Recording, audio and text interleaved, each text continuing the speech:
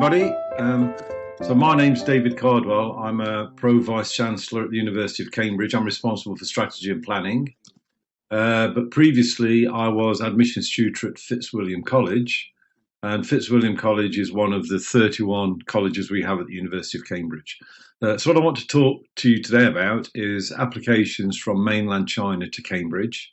And I'm going to be focusing on personal statements and interviews. But before I do that, I'm going to be saying something a bit about the background of applying to Cambridge, so we have a context for our discussion. So the first thing to say is that Cambridge courses are very challenging, they're very academic and very stimulating. We have expert academics from around the world, and many of them are national and world subject leaders. So we have a track record of research excellence. The way Cambridge works is that we have a college-based system. So every student is a member of a college. Doesn't matter which one. I'll come on to that. But whatever subject you're studying, you will join students from all of the colleges every day in the relevant university department and pursue your studies that way. You will go back to your college for small group supervisions where you'll be working with one other student and a member of the college to help you with specific problems. But the university will focus your education. And our facilities and resources are quite simply outstanding. And of course, very famous too. Because we ask a lot from you, there is a very supportive environment. And every student has a director of studies. And your director of studies will be responsible for your academic development. You'll also have a personal tutor, and your personal tutor will be more responsible for your pastoral care, both based in your college. Every college has a students' union, and there's an overall students' union. There's a counselling service, there's a disability resource centre, and we can offer some but limited financial support. So you are very well supported at Cambridge. There's often quite a bit of confusion between the colleges and the university. What I've tried to do here is summarise the differences. So colleges admit students. So when you apply to Cambridge, you don't apply to the main university or a department. You apply to a college. So you're free to choose your college. If you can't choose it, you can make an open application and the university will allocate your college. It doesn't matter. But the colleges then process your application. If you're successful and you receive an offer from the college, the university educates you. So it's the university determines the course content. If you go to one college rather than another, you're going to get exactly the same education. The colleges organise small group teaching that we call supervisions, but the lectures, seminars, practicals, projects are all organised and run by the university. The university sets and marks the examination. And the university gives you a degree. So on your degree, it will be the University of Cambridge. Your college will not be mentioned. So the college provide this academic and pastoral support to help you do well in your university degree. You will live in your college, you will eat in your college. That's where you'll play your sports and your music. That's where your friends will be. And it will provide additional facilities for academic studies. So we need to understand the balance between the colleges and the university. But at application stage, it's the college that's most important because you'll be applying to the college, but you need to understand what you're applying for. So here's a quick overview of the applications process. You begin by choosing your course and choose wisely. Cambridge is not right for everybody. And I speak to a lot of students who apply to Cambridge just because it's Cambridge. And that's a wrong reason. You should apply to Cambridge because it offers the course you want to study. If it doesn't, find a university that does. So when you've chosen your course very carefully by interrogating the University of Cambridge website, so you know exactly what you'll be doing, you then choose a college or make an open application. And, you know, you could look at your college, you could look at the number of students studying that subject, you could look at the number of fellows in that college, you could look at the location of the college, you could decide whether you want a modern college or an older college. But, you know, it's entirely up to you. And if you can't decide, make an open application. It really is not a big deal. You then make sure you understand what admission assessment arrangements there should be. So every course will have its own written examination, usually around about the middle of November. Then apply to UCAS. It is a central application system in the UK. You can only apply to Oxford or Cambridge, so you choose one or the other. And then you can also apply to 4 other UK universities, all for one application fee. So if you are applying to Cambridge, I would urge you to take those other choices as well. The worst that could happen is that you're made an offer that you then reject. It will not cost you any more money. If you apply to Cambridge, you'll have to fill on an online Cambridge application form where you can tell us more, and I'll come back to that when we talk about our personal statement. You may have to submit written work depending on what subject you're applying to, but you can find that out before you apply. There will be an interview. We try to interview all PRC students in the PRC. Obviously, with COVID, we've not been able to do that, but we hope from 2023 onwards, we'll be back in China interviewing you in your country. At the moment, we're only conducting remote interviews. And then finally, there'll be a decision. So that's the application process. So what are we looking for? Well, the key thing to understand is that at Cambridge, and indeed at any UK university, all we're looking for is academic ability and potential. We want you to be enthusiastic about your chosen course, and you can be quietly enthusiastic, but you need to demonstrate that you have motivation. And if you can do that, then that will strengthen your application. You've got to show you have some knowledge of your chosen subject. You have to meet the subject requirements. In other words, you have to meet the conditional offer to do the relevant A-levels for that particular course. You have to be intellectually interested, and you have to show initiative. We need to know that if we admit you, we're confident that you will get a good degree. And then you have to show some evidence of your commitment and of your intellect. And all those things are considered, and if you figure highly, then we'll make you an offer. Note, what isn't relevant for Cambridge is your background. We don't really care where you're from. All we're bothered about is, are you good enough? We don't care what school you went to, and actually, extracurricular activities are not relevant. So if you apply to the US, your sports are important, not at all at Cambridge. It doesn't matter how good a table tennis player you are, that will not qualify you for place on biological sciences. To be good at biological sciences, you need to demonstrate your academic potential for biological sciences. So what are our entrance requirements? Well, the first thing is to say, you're all individuals, and we don't try to hoard you into groups of people. We value you as an individual. You will be interviewed. We don't make offers without interview. And this year, if you're in China, those interviews will be remotely, so you'll be interviewed online. There's a standard conditional offer for students at traditional high schools in China. Also, A-levels are fine, and 1B international examinations, no problem. We make offers on those all the time. And then there'll be admission steps. So there's one test is the STEP test, the 6-term examination paper for maths. The medicine is BMAT, although medicine is extremely competitive for international students. And then other subjects will have specific tests. So what do admissions tutors consider before they make you an offer? Well, they'll look at your performance to date at your school. So we'll expect a strong academic performance to date. And we'll look also at your examination results. We'll look at your UCAS personal statement, which is why we're going to talk about that a little more later on. You'll be asked for a reference, which will usually be your teacher's reference. That's important to us. Any additional information you supply to us by your online application, your admissions assessment, and then we'll require an IELTS English language score of 7.5 overall. And then there's the interview, of course. We take all the evidence provided by all these different activities before we make you an offer. And note, we don't use alumni. All our interviews are conducted by senior academics in the university. So I, for example, Professor of Engineering, do the engineering interviews in China. So I'm not an administrator. This will be academics making decisions on whether to offer you a place at Cambridge.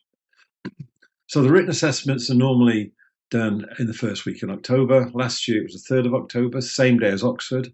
We don't have the dates for this year, but round about the 3rd of November you can expect to be taking your written assessment.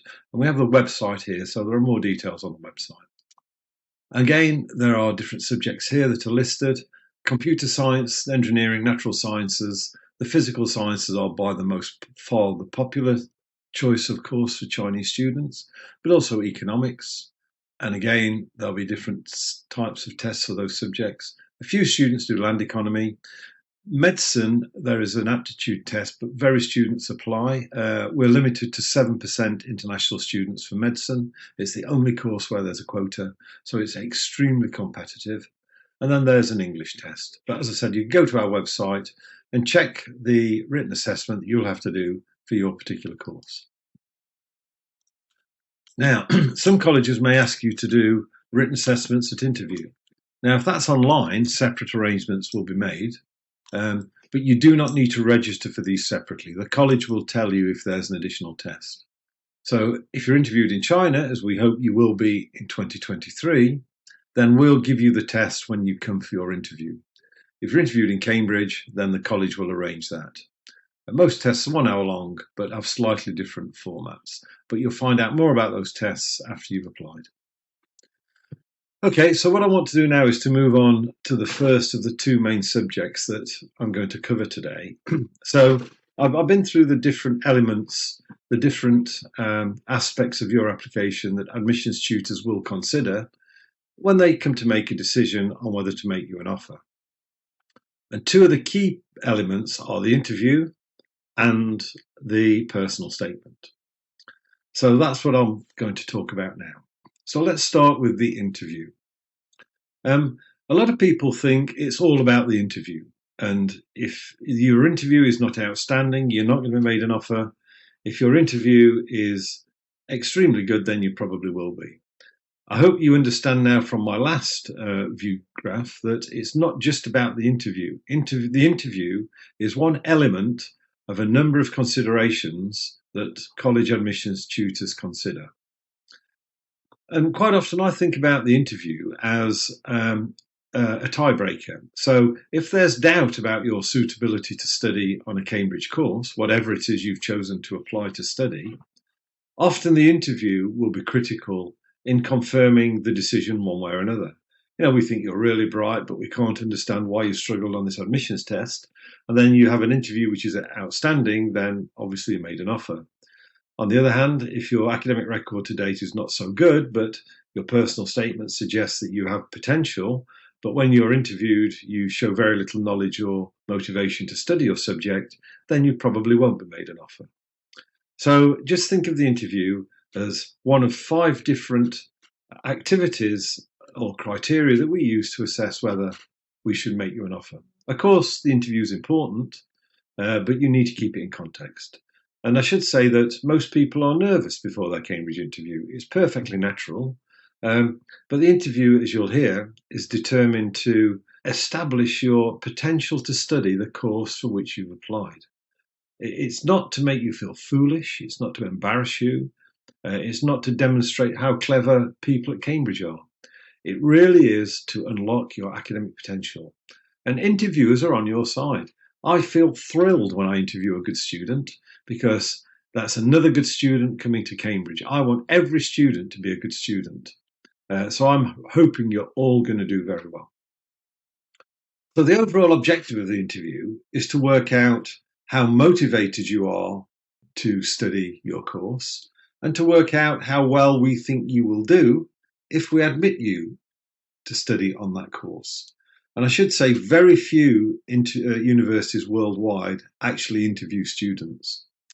The UK does use academics to make decisions, but quite often without an interview. In the US, admissions are based mainly on SAT scores and decisions are taken by administrators. So the interview is, if you like, the academic peak of applications to UK universities when we make decisions made on clear academic grounds. So as I've mentioned, extracurricular activities are not relevant, but we do want to see engagement outside the curriculum. So, if you've captained a football team or a badminton team, if you're grade 8 music, if you've taken part in public debates, if you've done community work, then there's a real indirect benefit there because you're going to be more confident, you're going to be more thoughtful, you're going to be able to communicate better.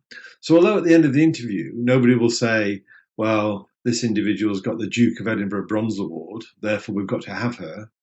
People will say she was academically outstanding and she was able to communicate and she showed good leadership skills.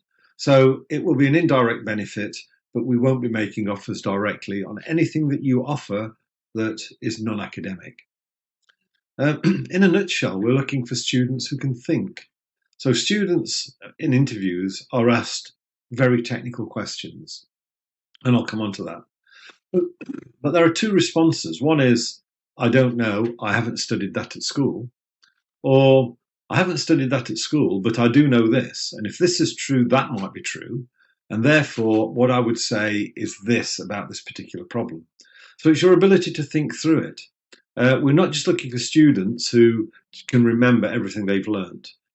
It's not possible to learn and remember everything you'll be taught at Cambridge.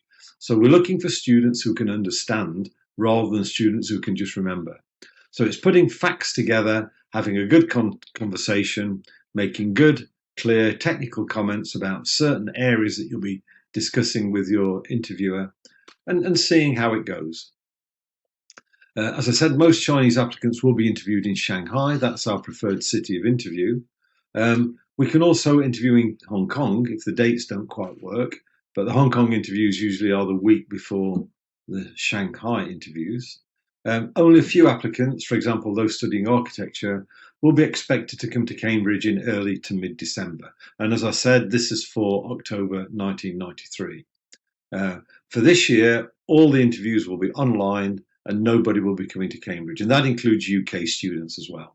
So international students will not be disadvantaged because they're not able to come to Cambridge and they're not having a face-to-face interview. So interviews you can expect to be held in mid to late November.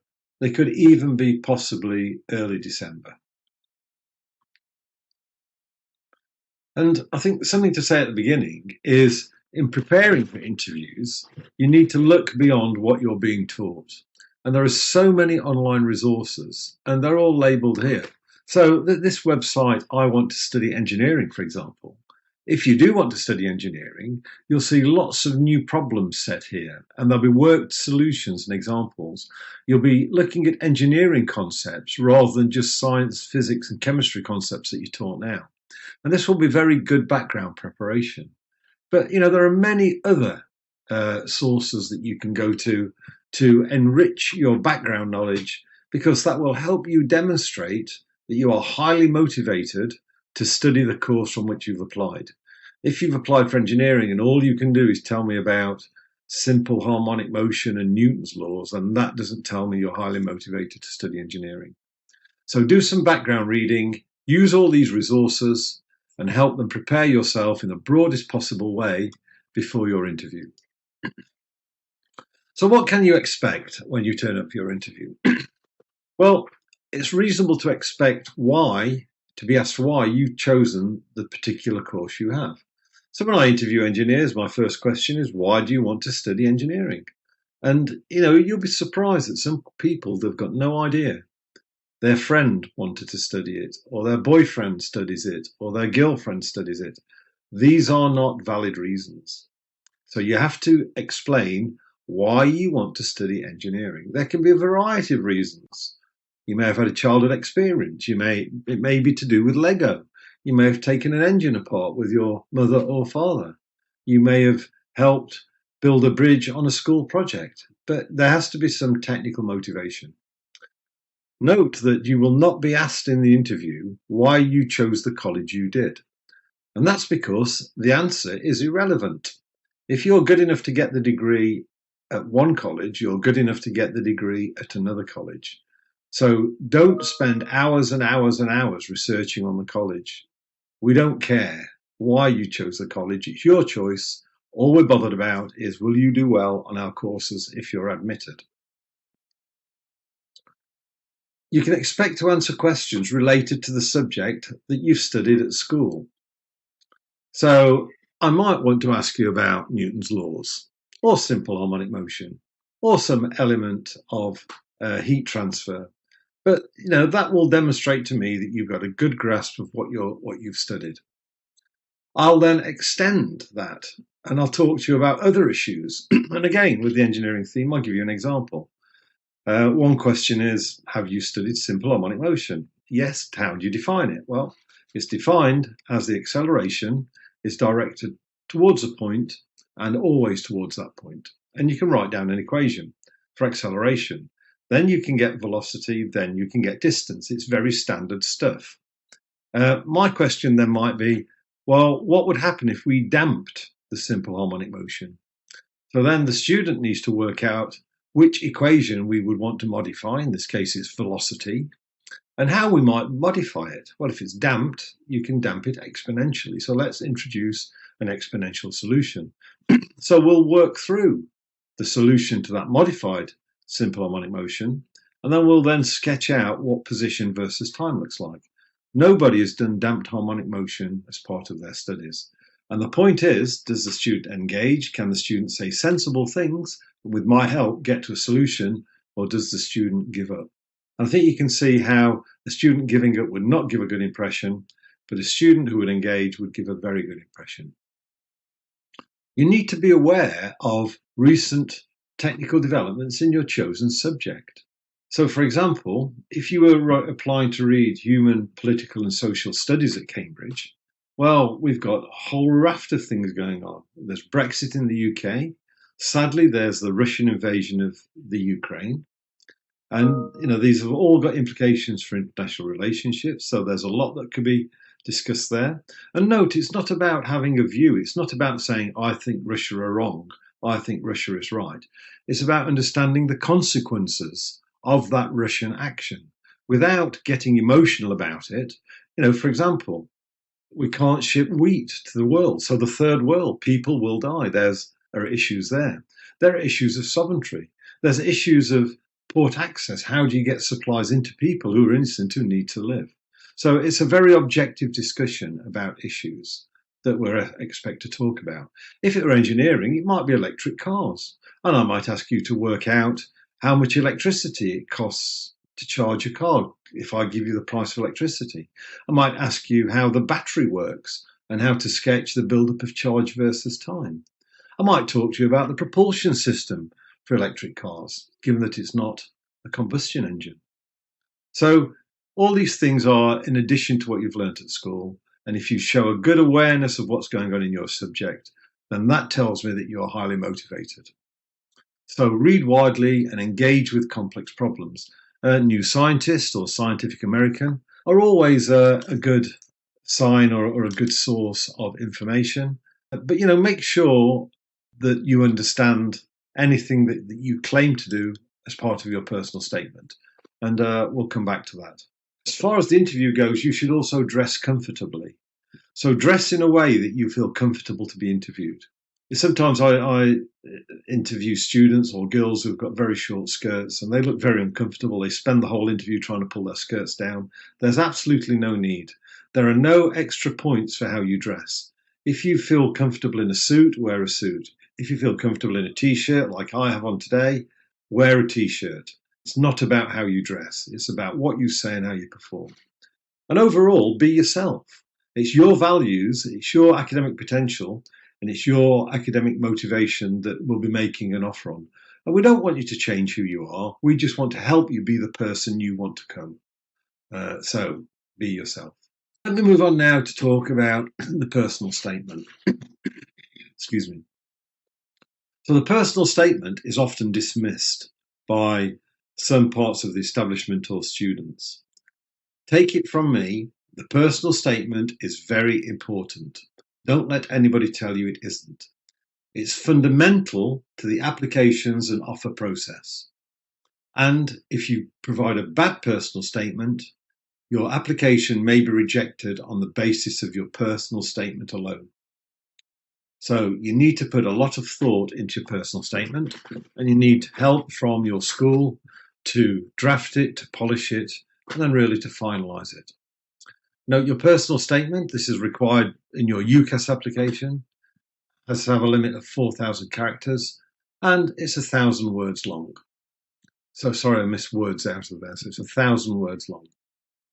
And very importantly, as I said earlier, when you apply through UCAS, you can apply to 5 UK universities, Oxford or Cambridge, not both. So that's your first choice. And then your second, if you apply to Oxford or Cambridge at all. And if you do, you can then choose another 4 universities, so Warwick, Durham, Kent, University of West England, Edinburgh, Glasgow, York, Leeds, Southampton, Exeter, on and on it goes. So do your homework, pick another 4 universities, add them to your UCAS form. But note that because you're applying to 5 universities on one form, then they all see exactly the same personal statement. And those universities will use the form in different ways. But you need to remember that when you're putting your personal statement together. And remember, the personal statement is about you. It's why it's called personal. So make sure you're the focus of your personal statement. And take it very seriously. As I said, if you get your personal statement wrong, then that can cause you to receive no offers of a place. I will say as well that the UK has these extraordinary universities. A lot of people only think it's about Oxford and Cambridge, but if you search the web for Russell Group universities, you'll see we have 25 world-leading universities that if you were to get a degree from any of those universities, it would buy you a fantastic career, whether that be in China or elsewhere in the world. So absolutely look at the other choices for university when you complete your UCAS form. So what should your personal statement contain? Well, it should have a number of key elements. It should start with an introduction. And this is a general introduction to you and to your high-level interests and area of study. So it sets the scene. I'm reading it, I know exactly what to expect, and therefore the rest of it I have a context for. You then need to go into a bit more detail. You need to give reasons for and examples behind your motivation.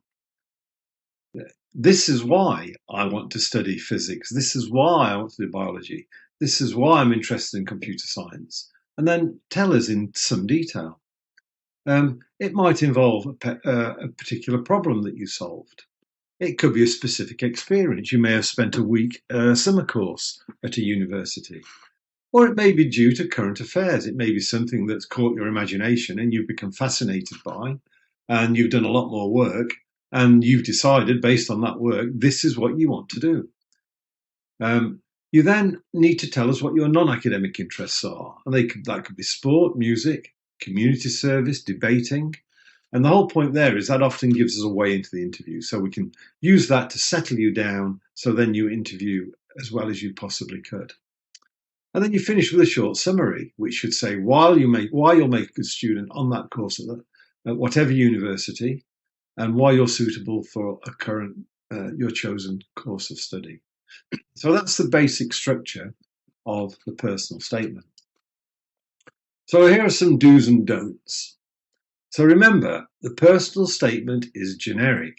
So all 5 universities will read the same one. So don't mention universities specifically in your personal statement. You need to keep it general. So whoever reads the personal statement will understand the key elements of why you want to study the course at that university. So keep it absolutely general. When you apply to UCAS, your application to each university is confidential. So if you apply to Cambridge, I will have no idea which other 4 universities you have applied to. And that's true of all universities. So we won't be judging you against what you might do or where you might go. We just know you have the application.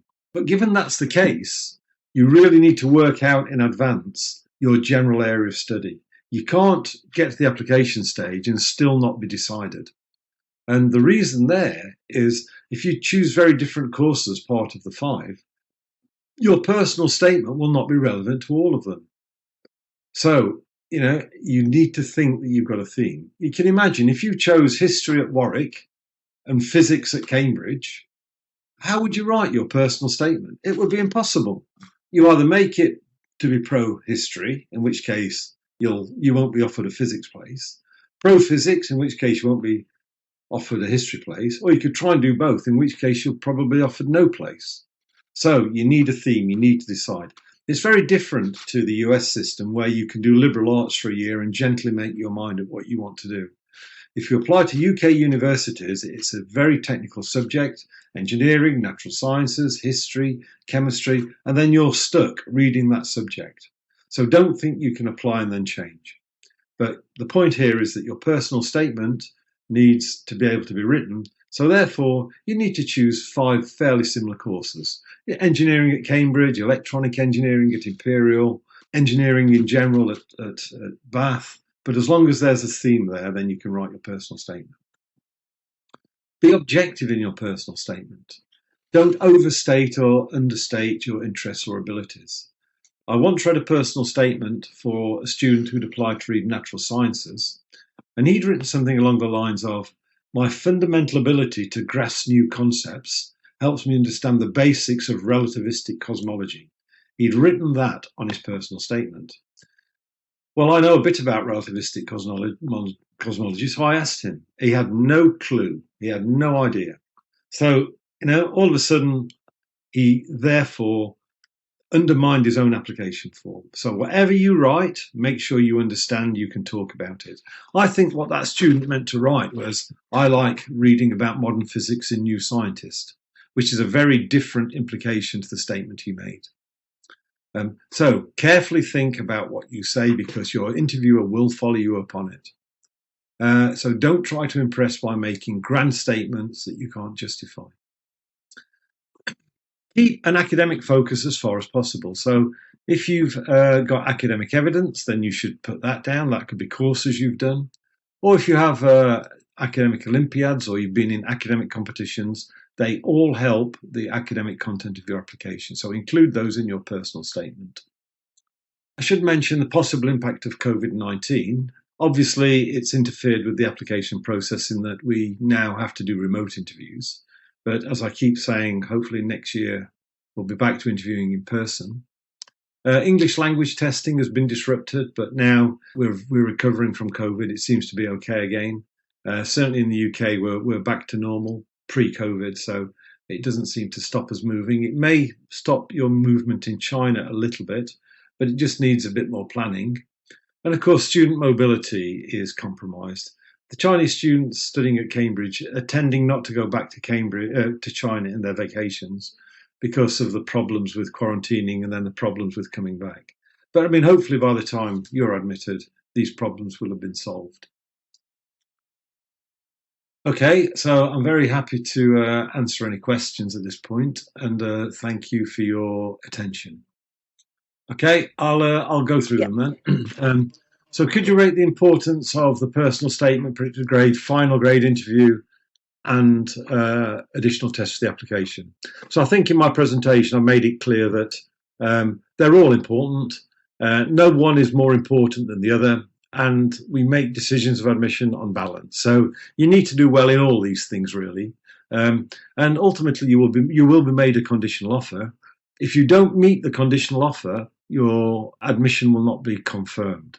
So for example, if it's engineering at Cambridge, your offer will be 2 A stars and an A at A level if you're studying A level. So when you have your conditional offer, you have to meet it. How to write a more impressive opening in the personal statement. Sometimes people write crazy things and they think it's impressive. I read a personal statement a few weeks ago which said, "A boy was dreaming as he walked through the clouds, a boy had great ambition, a boy was this, a boy was that boy was me." That doesn't make a good impression. It's better to start with, "I've had a passion for engineering since I was 9 years old." Clear. It's a clear statement. "This passion started when I helped my father dismantle an old motorbike engine."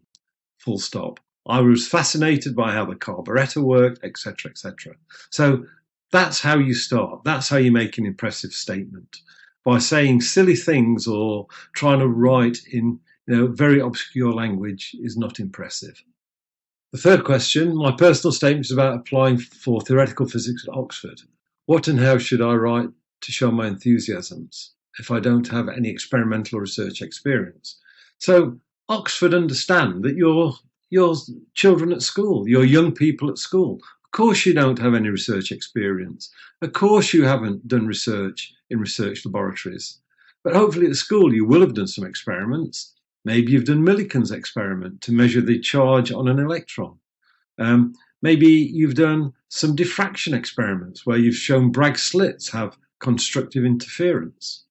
Maybe you've done Archimedes experiments where you've worked out the theoretical and experimental density of an object you're submersing.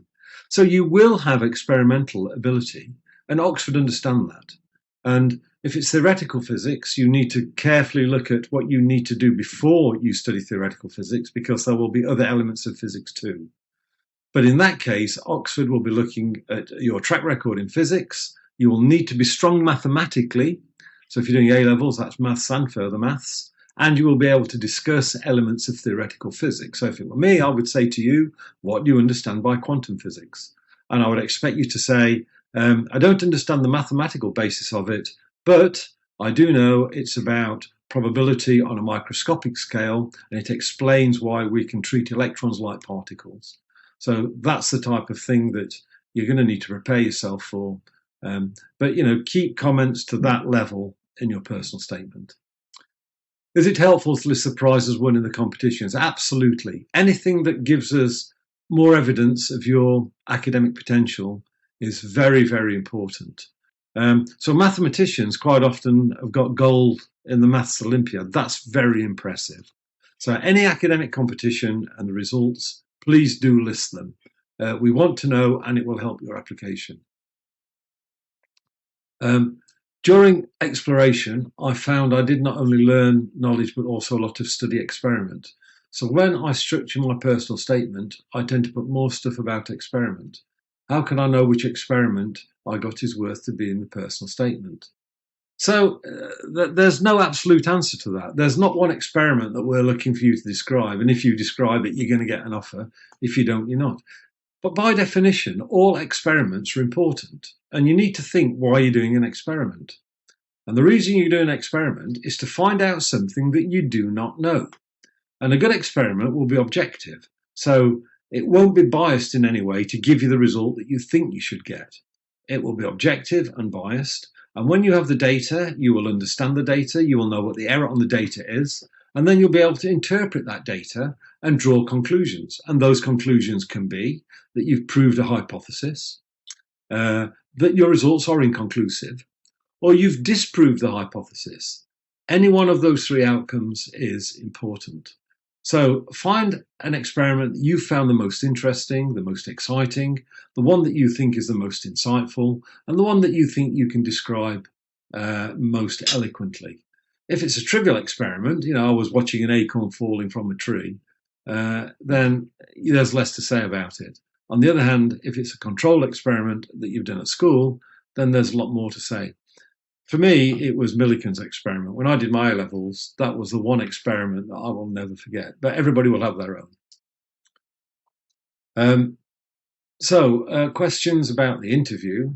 The first one is, for people who want to apply to physics or engineering but have not learnt further maths yet, what extent does this affect their interview?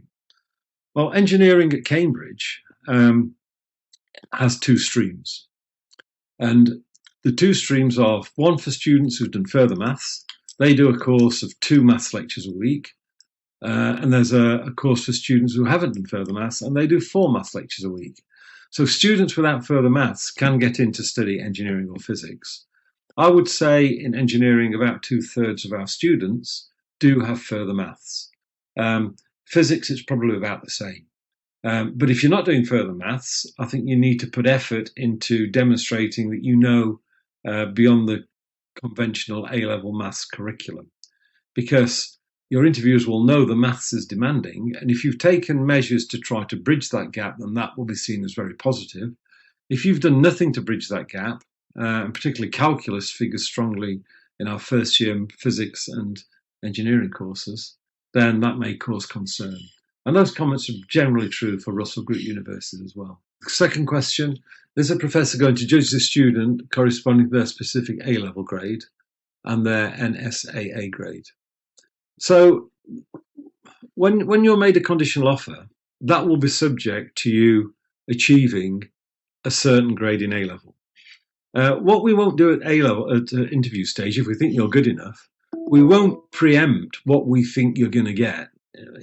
we're not going to take you because we don't think you're going to get a grade A. That's not the attitude. We will say, we think we will take you, but in order to make sure that you can cope with our courses, you will have to get 2 A stars and a B. So the bottom line is, it's not about what we think you're going to get, and unless your predicted grades are pretty bad. I mean, if you're predicted an A and 2 Bs, you're not going to get an interview. If you predicted 1 A star and 2 As, then you are going to get an interview, because that 1 A star might become 2 A stars. So we judge you on what you absolutely achieve, not what we think you're going to achieve. And if your interview's poor, you do bad on the assessment test, your personal statement's unconvincing, then it's probably irrelevant how you're doing on your A levels or on your NSAA grade. As a student who applies for biology, would I be asked questions about maths or chemistry? So the interview process, the admissions process, is based on common sense. But we're not out to trip you up. If you're applying for primarily biological sciences, then you're going to be asked questions that relate primarily to biological sciences. To ask you advanced maths questions would be inappropriate. However, biology does rely on statistics very heavily. So it wouldn't be unreasonable for your interviewer to talk to you about statistics and to ask you math questions that relate to statistics. But unless it's a part of chemistry that relates, for example, to the biology of cells, the focus will not be on chemistry. But at Cambridge, biological sciences is a very broad course. So you can do in your first year subjects outside biology, but you need to familiarise yourself with that on the website before you apply. So interviews will focus on the subject to which you've applied. How do you feel when a student's stuck in a question? We always talk about what students should do when answering, but we know less on Professor's site. Can you please give an example when a student is stuck? How do you give tips? So again, this is not about interviewers asking questions and there being a right or wrong answer. And if you get it right, you get a tick. If you get it wrong, you get a cross, and we move on. What I do is I ask some fairly basic questions about what students have studied, and I expect them to answer those fairly easily, and they usually do. And then I'll go into more involved questions. I gave you an example on simple harmonic motion earlier. And what I will do is then help the student through. I won't just sit there with my arms folded. If the student's struggling, I'll say, well, what do you know about this right angled triangle that I've drawn? How can we relate these two sides together? And if we do that, then how will that help us solve the problem? So then the student does that. So I help the student through. And if the student is really struggling, I'll move on to another question. I won't get bogged down in one question. I'll just move on. What should I do if I give a wrong answer to a question in the interview? Well, it's not as straightforward as giving a wrong answer. It's really, can you answer? If it's better not to give a wrong answer if you know it's a wrong answer. And if you don't know your answer's wrong, then you probably shouldn't be giving it anyway. But just make sensible statements to answer the question that you've been given. And rather than give a wrong answer, you may not know how to answer, in which case the interviewer will help you through. So the idea is that you're left with your dignity at the end of the interview. We're not trying to embarrass you or say you're wrong here. We're trying to help you get things right. So I think from the flavour of these questions, I think what you can expect is something that is more constructive and more supportive, rather than something that is trying to find out where your weaknesses are. We're very much trying to find your strengths, not your weaknesses. So we have some more questions. Is it true that Cambridge has more focus on high school GPAs than Oxford for admission? Absolutely not. We have our own offers, and Oxford has its offers, and those offers are mainly based on A-level and IB. They're generally comparable offers. There may be a few courses where they differ, but generally the standards for Oxford and Cambridge are very similar. And, I wouldn't play those games either. I mean, what you need to do is to find out the course you want to study. If it's at Cambridge, study at Cambridge. If it's at Oxford, go to Oxford. Don't go to Oxford because you think it's a bit easier than Cambridge to get into, but then I'll end up on a course that you don't want to study. And if you make 5 applications to your UCAS, you'll have a backup. A university that's easier to get in, but also world leading, if you don't manage to make your Cambridge grade. So it says, does IB and AP have more chances to get into Oxbridge? So IB, you're as likely to get into Oxbridge with IB as you are A-level. I don't think there's one favoured. They're both well-respected examinations. The level of curricular is fine, and they're both good preparation for Cambridge or, in fact, any UK university. So IB and A-level, not a problem at all. AP, advanced placements, are not generally useful in your application to UK universities. And that's because they're American-based qualifications. And in America, just like China, students do 9 to 11 subjects. So they're a lot more dilute than A-levels. So rather than doing 6, 7 or 8 APs, students in the UK do only 3 A-levels. So although you can do more and more APs, what you don't do is get the depth of knowledge, and therefore it's difficult to compete with students who've studied IB or A-level. So if you're doing AP, I'm afraid you've got to find ways of deepening your knowledge. And that could involve step papers online or other specialist maths courses. Will retaking exams be a disadvantage for reapplying to Cambridge? For example, A-level mathematics. Well, there are 2 things there. If you failed your exams and you only keep retaking them until you get high grades, then that causes problems for me. Sometimes students take their A-level maths very early and they get an A or a B. That's fine because you've taken them early. That's your explanation. But if you're having to take an A-level because you didn't do well the first time you took it, when the rest of your peer group did, then that's not looking good. Very few students retake anything at Cambridge, and the ones who are admitted often get all top grades first time. So if you're failing A-levels, the chances are, or you're getting low grades, your application is not going to be competitive. So when we apply for natural sciences, I would like to apply a biochemistry course. I will tell college intention, but will the interview ask me about physics stuff? Well, natural sciences in the first year is chemistry, biology, materials sciences, earth sciences. So you have a very broad range of subjects. So in natural sciences, we're looking for a general depth of understanding across the subjects. If you've done A-level physics, then you can expect to be asked questions about A-level physics. If you haven't done A-level physics, then that won't be the focus. But remember, if you haven't done, or if you've only done 1 or 2 sciences, then that might disadvantage your application as well. So you look at the course you're applying for. If it's got a physics content and you're doing A-level physics, then you can expect to ask physics questions as well. In your case, the focus, however, will be on chemistry. So the main questions will be on chemistry. So then it says, are SATs, IELTS, TOEFL required and useful if you spent 3 years studying abroad, not in China? So where there's any doubt whatsoever that a student whose first language is not English may struggle to study our courses, then there will be a language requirement. So I think most people who are not from a country where English is the first choice language can expect also to be given an IELTS score of 7.5 as part of their conditional offer. And I think you should assume that. If you have studied abroad, I interviewed a Chinese student last year who actually hadn't studied abroad but had learnt English in China, and his English was extraordinary. And on my report form, I said, there is no need for an English language requirement for this student. So if you can demonstrate that your English is of the required standard at A-level, then there will be no need for you to do a language requirement. My daughter's English writing ability is not good, but subject knowledge is very solid. Will writing level affect his English? Well, yes, I think you need to get help with the PS. If it's confused, it doesn't make sense and badly written English, then that will create a bad impression because your daughter will go to England and be studied, or Scotland or Wales, and will be taught in English. And if somebody's got grave doubts about their ability to speak English, then I think there's a problem. You should get help with a native English speaker on the personal statement to make sure it does communicate well.